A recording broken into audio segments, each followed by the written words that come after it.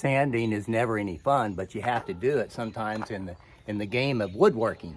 So what we do is we use this belt sander so that we can chew off all the wood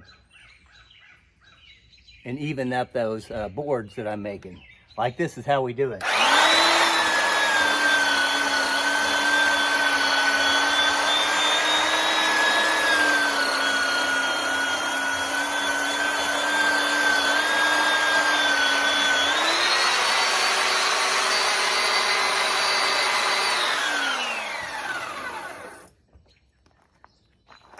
It's a bit too powerful for me. That's the end of this video, just showing you. I use a great big belt sander to even the wood up on these game boards. And I never play these games, but I get people that want to, so every now and then if I can find the time, I might make a set or two, you know, and I don't make hardly any money off of it when I sell it. I just make it. I fake it and make it.